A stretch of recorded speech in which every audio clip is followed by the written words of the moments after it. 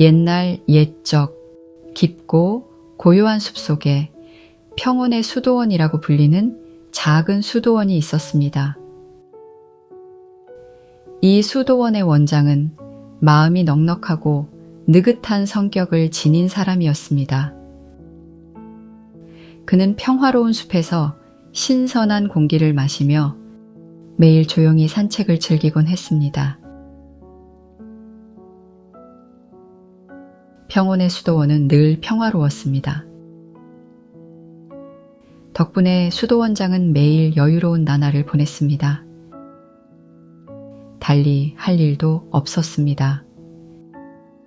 그저 매일 맛있는 음식을 먹고 산책을 하고 달콤한 낮잠에 빠져드는 것이 수도원장의 일이라면 일이었습니다. 수도원장은 점점 포동포동 살이 찌기 시작했습니다. 차츰차츰 뚱뚱해지더니 점점 더 둥글게 변해갔습니다. 한편 그 나라의 왕은 눈코 뜰 새 없이 바빴습니다. 아무리 열심히 해도 일이 줄어들기는커녕 점점 늘어나는 일거리에 왕은 머리가 아플 지경이었습니다. 왕은 매일 피곤했고 점점 말라갔습니다. 그럴수록 왕은 자신과는 달리 늘 여유로운 수도원장을 생각하자 화가 났습니다. 어느 날 왕은 수도원장을 찾아가서 물었습니다. 이보시오 수도원장, 당신은 늘 여유롭구려. 게다가 몸은 살찌고 얼굴은 윤기가 좔좔 흘러 넘쳐나는구려. 나는 날이 갈수록 말라가고 있는데 당신이 무척 부럽구려. 대체 그토록 여유로운 비결이 무엇이오? 불만이 담긴 왕의 속뜻을 알아차리지 못한 수도원장은 왕의 말을 칭찬으로 잘못 알아듣고 기분이 좋아져서 신나게 왕께 말했습니다. 전하, 저는 언제나 마음을 편하게 먹고 살아간답니다. 어떤 일도 걱정하지 않습니다. 늘 긍정적인 마음으로 살아간답니다. 그래서 저는 걱정이 없지요. 제게 걱정이라고 한다면 계속 늘어나는 살 때문에 종종 숨이 가빠지는 정도랄까요? 하하하. 전하께서는 언제나 많은 일에 쫓기며 살고 계시니 살이 빠지는 것이지요. 그러다 건강까지 잃으실까 걱정됩니다. 전하께서도 가끔은 마음을 느긋하게 먹으시고 골칫거리는 잠시 내려놓으시면 어떠실런지요? 수도원장의 말을 가만히 듣고 있던 왕은 굳은 표정으로 왕궁으로 돌아왔습니다. 왕은 시간이 지날수록 수도원장의 말이 점점 거슬렸습니다. 감히 나에게 그런 식으로 말을 하다니 내 고민을 우습게 아는군. 감히 나를 조롱하는 것 같구나. 왕은 한 가지 꾀를 내었습니다. 그렇다면 나도 한 수 가르쳐 주도록 하지. 과연 이번에도 웃을 수 있는지 보자. 왕은 신하를 보내어 수도원장을 급히 불러들였습니다. 뚱뚱한 수도원장이 숨을 헐떡이며 왕궁에 도착했고 왕이 그를 반가운 듯 맞아주었습니다. 어서 오시오, 수도원장. 그대는 걱정이 하나도 없을 만큼 지혜로운 자이니 그대의 지혜를 시험해 보려 하오. 그대에게 3가지 문제를 낼 것이요. 3일의 시간을 줄 것이니 답을 가져오도록 하시오. 당신에게는 왕의 고민조차 가벼우니 이 문제들을 푸는 것도 어렵지 않을 것이오. 수도원장은 어리둥절한 표정으로 왕의 말을 듣고 있었습니다.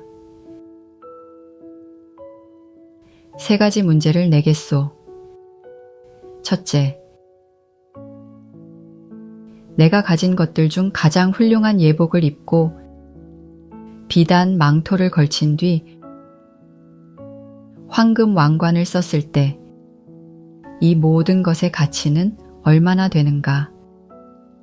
둘째, 이 세상의 중심은 어디인가? 셋째, 내가 모레 아침 10시에 무슨 생각을 하고 있겠는가? 만약 그대가 이 세 가지 질문에 정확한 답을 가져온다면 그대의 몸무게만큼 황금을 상으로 내릴 것이요.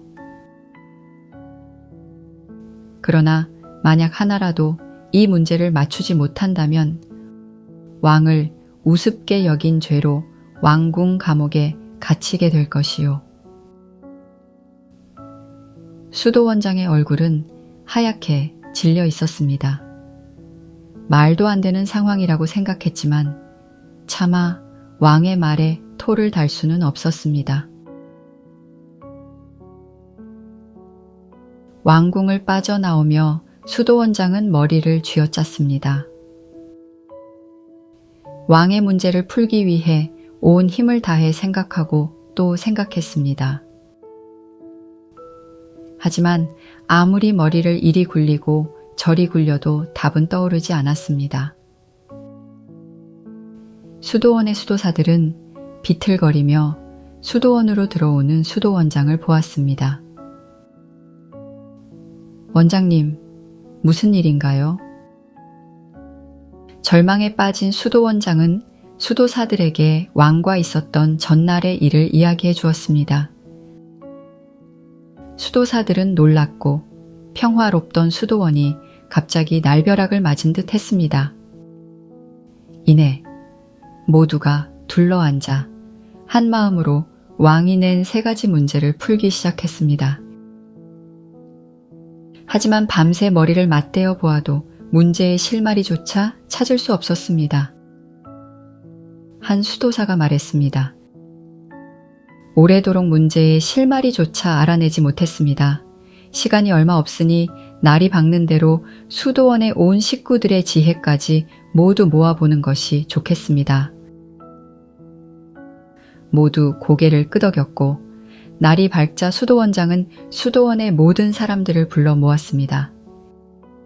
그리고는 전날 있었던 일과 왕이 낸 세 가지 문제를 알려주었습니다. 그래서 내일 아침 10시까지 문제의 해답을 알아내야 합니다. 답을 내놓지 못하면 나는 감옥에 가게 될 것입니다. 원장의 말이 끝나자 수도원에는 무거운 침묵만이 흘렀습니다. 잠시 후 그 정막을 깨는 큰 목소리가 들렸습니다. 제가 말씀드려도 될까요? 소리가 나는 쪽을 바라보니 마른 체구의 정원사가 손에 정원 가위를 들고 서 있었습니다. 수도원장은 지푸라기라도 잡고 싶은 심정이었습니다. 정원 풀 이야기만 아니라면 얼마든지 좋다네. 제 부탁 한 가지만 들어주신다면 제가 원장님의 문제를 풀어드릴 수 있습니다. 귀가 번쩍 뜨인 수도원장은 정원사의 말에 귀를 기울였습니다. 원하는 것을 말해보게. 내일 아침 제가 원장님의 하얀 법의를 입고 왕 앞에 서도록 해주십시오. 모두가 놀란 눈으로 정원사를 바라보았습니다. 수도원장의 옷은 수도원장만이 입을 수 있는 거룩한 옷이었기 때문이죠. 절박한 상황에서 달리 방법이 없던 수도원장은 정원사의 말을 들어주기로 했습니다.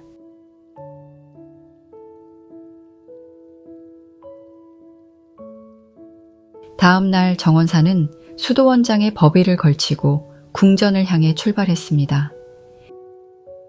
길게 흘러내리는 법의는 바닥을 질질 끌고 있었고 법의에 달린 모자가 정원사의 눈을 가리며 축 처져 있었습니다. 정원사는 옷이 너무 커서 걸음걸이가 불편했지만 무사히 약속 시간에 잘 맞추어 왕궁에 도착했습니다. 왕궁을 지키는 파수꾼이 막아서자 정원사는 말했습니다. 수도원에서 온 사람이 전화를 뵈러 왔다고 전해 주십시오. 파수꾼의 말을 듣고 수도원장이 왔다고 생각한 왕은 서둘러 자신의 값비싸고 화려한 옷으로 갈아입었습니다. 온갖 화려하고 귀한 장식들은 왕의 위엄을 과시하기에 충분했습니다. 준비를 마친 왕은 수도원장을 들여보내라 일렀습니다. 모자가 흘러내려 얼굴이 거의 가려진 정원사가 궁전 안으로 들어서자 모두 놀라움을 감추지 못했습니다. 정원사의 걸음걸이는 불편해 보였고 옷은 계속해서 바닥을 쓸고 있었습니다. 수도원장의 둥글던 살집들 대신 법의 안에 비치는 비쩍 마른 작은 몸의 실루엣을 보며 궁전 사람들은 웅성대기 시작했습니다. 왕도 놀랐습니다. 하지만 왕은 속으로 고소하게 생각했습니다. 내가 낸 문제를 갖고 고민하느라 수도원장이 고생을 많이 했구먼. 흐흐흐. 얼마나 마음고생이 심했으면 며칠 사이에 저렇게 말랐을까. 모두 조용히 하시오. 왕의 명령으로 실내가 조용해졌습니다. 자, 수도원장. 지금부터 질문을 시작하겠소. 첫 번째 질문이요. 내가 지금 몸에 걸치고 있는 것들의 값어치는 얼마인지를 말해보시오. 정원사는 왕의 화려한 차림은 쳐다보지도 않은 채 대답했습니다. 정확히 은스무라홈량입니다. 정원사의 대답은 궁궐 사람들의 귀를 의심케 했습니다. 궁중 안은 또다시 놀라움과 웅성거림으로 소란스러워졌습니다. 사람들이 큰 소리로 정원사를 나무랬습니다. 당신 제정신이요? 겨우 은 29냥이라니. 정원사가 말을 이었습니다. 그렇습니다. 정확하게 은 29냥입니다. 우리의 주 예수 그리스도는 은 30냥에 팔리셨습니다. 전하의 옷이 아무리 귀하다 한들 은 30냥을 넘을 수는 없습니다. 그 말을 들은 사람들은 놀란 입을 벌린 채 아무 말도 할 수 없었습니다. 왕은 한참을 생각하더니 말했습니다. 훌륭하군. 두 번째 질문을 하겠소. 이 세상의 중심은 어디요? 정원사는 왕의 발 밑에 돌을 놓으며 말했습니다. 이곳입니다. 전하의 발 아래가 바로 세상의 중심입니다. 왕이 계신 곳이 곧 세상의 중심이기 때문이지요. 사람들은 다시 한번 놀랐고 더욱 조용해졌습니다. 척척 답을 맞추는 정원사에게 왕은 내심 놀라고 있었지만 침착하게 마지막 질문을 던졌습니다. 세 번째 질문이요. 자, 지금 바로 이 순간 내가 무엇을 생각하는지를 말해보시오. 전하, 전하께서는 저를 수도원장이라고 생각하고 계십니다. 그렇소, 당신은 수도원장이잖소. 수도원장이 아니란 말이오? 그러자 정원사는 입고 있던 법의를 벗으며 말했습니다. 전하, 저는 수도원의 정원사일 뿐입니다. 전하뿐 아니라 여기 계신 모든 분들이 저를 수도원장으로 알고 계셨습니다. 궁전 안의 모든 사람들은 다시 한번 입을 벌리며 놀라움을 감추지 못했습니다. 그때 가장 나이가 많은 신하가 말했습니다. 전하, 그의 말이 맞습니다. 전하뿐 아니라 저희들도 저 정원사를 수도원장으로 착각했습니다. 저 정원사는 세 가지 문제에 대한 답을 모두 완벽하게 했습니다. 전하께서도 인정하셔야겠습니다. 왕은 잠시 말이 없다가 호탕하게 웃으며 말했습니다. 하하하.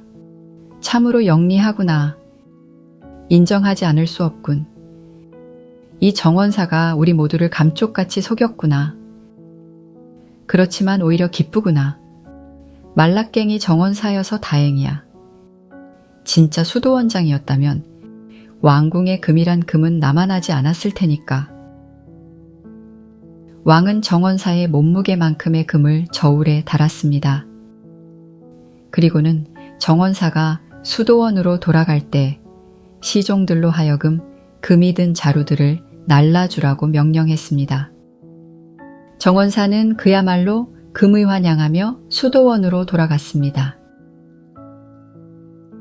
수도원장은 수도원으로 돌아오는 정원사를 보더니 버선발로 뛰쳐나와 환영해 주었습니다. 하마터면 감옥에 갈 뻔한 자신을 구해준 은인이죠. 수도원 식구들도 모두 함께 기뻐했습니다. 수도원장과 정원사는 왕에게 받은 금으로 포도나무를 샀고 수도원 근처에 햇살이 잘 드는 밭에 포도나무들을 심었습니다. 두 사람은 물론 수도원 사람들 모두가 정성스럽게 포도나무들을 돌보았고 덕분에 나무들은 건강하게 자라났지요.